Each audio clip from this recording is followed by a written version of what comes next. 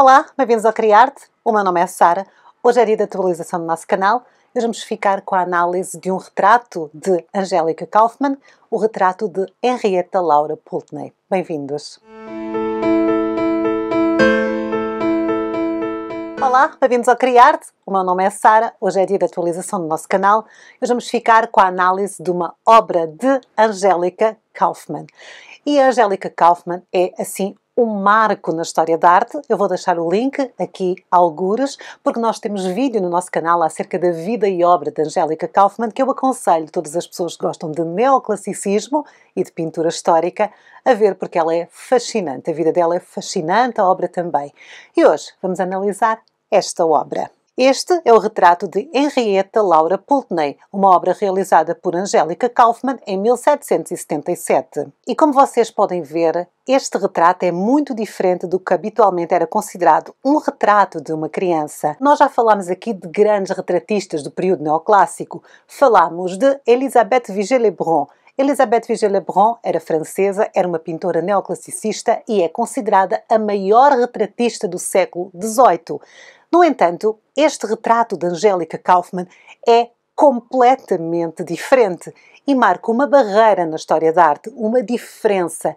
E é muito importante também em termos pedagógicos. Para mim, que acima de tudo sou professora, acho esta obra uma delícia. Aqui vemos uma criança que é representada de uma forma diferente do que era habitual na arte. Temos em primeiro plano uma jovem menina. Ela usa um vestido leve e esvoaçante, um vestido menos formal e nada restritivo. A figura transmite leveza e movimento. Ela está no campo e parece correr. Nada de uma pose formal, como era habitual nos retratos das crianças da época. Estávamos habituados a ver crianças retratadas de uma forma muito rígida, como se fossem adultos em miniatura.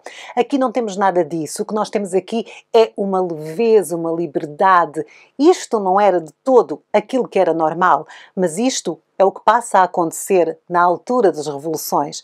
Vivemos uma revolução social, que é a Revolução Francesa, uma revolução tecnológica, que é a Revolução Industrial na Inglaterra, e agora estamos também a viver uma revolução na pedagogia, na educação, na forma como era normal, aceitável, educar uma criança. Então, primeiro as crianças eram vistas e não eram ouvidas. Eram para ser vistas, não para ser ouvidas. Eram para se comportar como adultos em miniatura e eram assim que eles eram retratados. Ao olharmos para esta obra, percebemos que estamos a desviar disso. Esta é uma obra que marca a revolução pedagógica. Até ao surgimento do Iluminismo, as crianças eram vistas e retratadas como pequenos adultos. Até meados do século XVII, esta era a ideia predominante. No início do século XVIII, deu-se também o início das teorias educacionais. Muitos estudos e investigações foram desenvolvidos neste âmbito. Foram feitas descobertas acerca do desenvolvimento infantil e falar acerca da educação dos filhos passou a estar na moda nos saraus femininos. Agora, discutia-se política, discutia-se literatura, discutia-se arte e também se discutia pedagogia.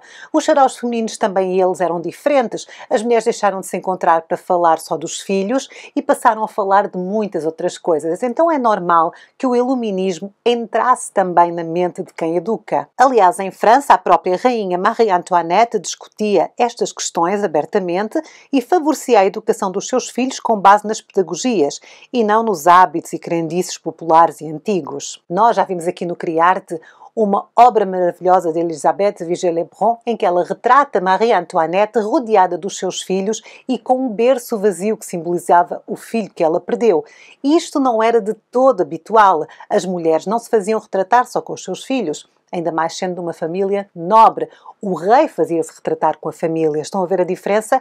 E nunca se colocava nada que lembrasse uma criança que tinha morrido. A Marie Antoinette era uma mãe excelente e queria fazer isso. Esse foi um quadro que marcou uma viragem nos retratos e este que estamos a ver marcou de uma outra forma também. Existem dois textos importantíssimos nesta mudança de atitude para com a educação. Um é o deste senhor, John Locke, que em 1693 escreve acerca da sua experiência enquanto tutor. John Locke é um filósofo inglês conhecido como o pai do liberalismo e um dos principais teóricos acerca do comportamento humano e de contratos sociais. Foi ele que pregou a teoria da tábula rasa, segundo a qual a mente humana era como uma folha em branco que se ia preenchendo com a experiência. Locke era um grande defensor da tolerância religiosa, sendo que as suas ideias ajudaram a combater o regime absolutista em Inglaterra. Apesar de tudo isto, no entanto, ele era um fervoroso defensor da escravatura. Pronto. Mas, a nível de educação, ele defendia que eram as experiências que iam moldando as pessoas. Ninguém nascia como um mini adulto, não. As crianças tinham que experienciar. Era uma tábula rasa que se ia enchendo de conhecimento. Ele escreveu acerca da sua experiência e das suas teorias relativas à educação e no início do século XVIII estes seus textos eram considerados radicais porque ele defendia a liberdade para as crianças. Locke considerava que a infância era uma fase da vida, algo inovador na altura, em que as crianças eram tratadas como adultos desde sempre. Locke considerava que a infância era apenas uma fase da vida. Isto na altura era radical porque as crianças eram considerados adultos. Era esperado um comportamento sério de adulto. Ele dizia que eles não eram adultos, que eles estavam numa fase de transição para ser adulto. Nesta fase, Locke defendia a criança tem a sua própria racionalidade e as suas próprias regras. Ele defendia que as crianças deviam estar ao ar livre, que não deviam estar restritas às regras sociais dos adultos. Em vez disso, deviam correr na natureza e desenvolverem-se com saúde. Locke defendia que as crianças deviam ser educadas no campo, longe das cidades e longe dos contratos sociais dos adultos. Nas cidades, nas vilas, nas cidades, não havia campo para as crianças serem livres. Elas estavam presas em casa a fazer funções de adultos. Não podiam gritar, não podiam correr, iam incomodar toda a gente. Então ele defendia que as crianças tinham que ir para o campo, tinham que se afastar das cidades, tinham que ser livres. Um outro texto que vai alterar a pedagogia da educação infantil deve-se a Jean-Jacques Rousseau. Rousseau foi um filósofo, teórico, político, escritor e compositor francês. Os seus textos são conhecidos pelas duras críticas à civilização e pela defesa da soberania do povo no poder. Claro que Rousseau, já falámos dele quando falámos do iluminismo. No primeiro vídeo acerca do que é o neoclassicismo, nós temos lá algumas coisas acerca do Rousseau. Eu vou deixar o link, alguns aqui, se tiverem mais curiosidade. Todos os ideais do Rousseau acabaram por inspirar os ideais iluministas. Segundo o Rousseau, a educação tradicional corrompia a criança e tirava-lhe a liberdade. Assim, a criança deveria ser educada de acordo com a natureza, desenvolvendo progressivamente os sentidos e a razão com vista à liberdade e à capacidade de julgar por si só. No entanto, ele também defendia que a mulher devia ser educada para agradar o homem, que devia ser submissa, passiva e maternal. Portanto, eu estou-vos a falar destes filósofos que revolucionaram o campo da pedagogia, mas estou-vos a fazer o contraponto para nós não nos esquecermos que estas cabecinhas estavam ali no final do século XVII e início do século XVIII. Portanto, o Locke defendia que as crianças tinham que ser livres, mas também defendia a escravatura.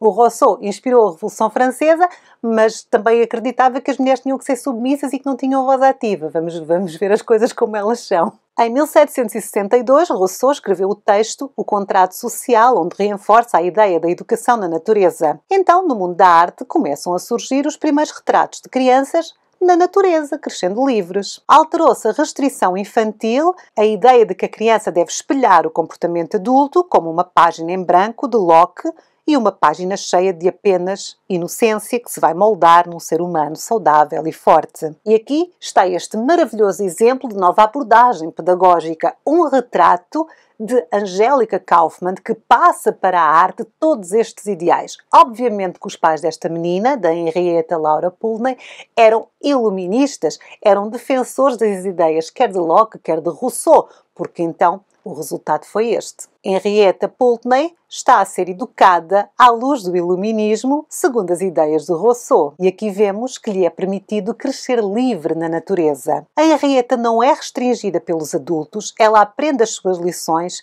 para a vida, através da brincadeira. Esta obra de Angélica Kauffman é um testemunho dos ideais da sua época. Henrietta passeia pela paisagem usando um vestido leve e extremamente feminino, não se podemos esquecer que as mulheres eram suposto serem submissas. Portanto, apesar desta liberdade toda, existe aqui um elemento de marcado, um elemento de feminino, de delicado, daquilo que era esperado que uma menina fosse. Ela usa aqui, por exemplo, as flores como símbolo de ser menina. Nada aqui é duro ou violento. Essas ideias são afastadas do sexo feminino, mas mesmo assim está envolta na natureza selvagem. E esta não é uma natureza controlada por jardineiros num rico palácio, o que poderia indicar o alto estatuto social da família e como era normal quando se retratava um jardim, ou era um jardim francês ou era um jardim inglês. Na altura do Rococó temos muitos dois e na altura do Barroco também. Não, este é um jardim natural, selvagem. Aqui, esta natureza mais selvagem reflete a educação e o crescimento natural, longe da cidade, longe dos confinamentos destinados aos adultos, longe da pressão social. Claro que ela não está a fazer nada assim de muito violento como jogar futebol, ela está a recolher flores, porque é muito mais feminino, mas mesmo assim não está num centro urbano, não está rígida com aquelas roupas que pareciam adultos em miniatura. Tudo aqui é leveza, tudo aqui é doce, tudo aqui é muito bonito. Esta é a obra que espelha os valores da sua época. É um retrato de Angélica Kauffmann, uma mulher incrível, muito forte, que viveu nestas ideias. Portanto, ela era uma mulher independente, pintora, duas coisas que não era nada comum. Portanto, mas ao mesmo tempo ela era uma mulher muito talentosa e ganhava a vida a fazer a sua pintura. E este é um lindo retrato que ela nos mostra. O retrato de Henrietta Laura Pulteney, uma obra de 1777 de Angélica Kauffmann. E pronto, assim terminamos a análise desta obra, uma obra que espelha a revolução pedagógica. Vocês são professores? Se são professores, conhecem estas coisas todas, não é? Estas pedagogias todas. É assim. É interessante ver também o resultado da pedagogia na arte. Eu acho interessante. Ou se calhar sou só eu. Se gostaram, deixem aí nos comentários. Qual é o vosso pedagogo favorito? Eu gosto muito do Jean Piaget. Mas pronto, sou eu. E qual é a vossa obra de Angélica Kauffmann favorita, já agora? Também podem deixar nos comentários. Nós para a semana voltamos com mais análises de obra de arte do neoclassicismo. Estamos a terminar o neoclassicismo, as análises de obras de arte assim fora do francês, fora do italiano. Estamos a terminar, ok? Está quase no fim. Acho que para a semana vamos ter mais uma análise de Angélica Kauffmann, que vai ser então a última, e depois vamos para outras coisas. Mas por hoje é tudo. Se quiserem apoiar o canal, podem o fazer através dos membros do Clube Criarte. Para se tornar membro, basta clicar no botão que diz aderir, fica ao lado de subscrever. Podem pagar um café, podem fazer um gosto no nosso vídeo, podem subscrever o canal, podem deixar um comentário simpático. Nós encontramos-nos na próxima semana para mais arte. Até lá, fiquem bem. Eu sou a Sara. Tchau!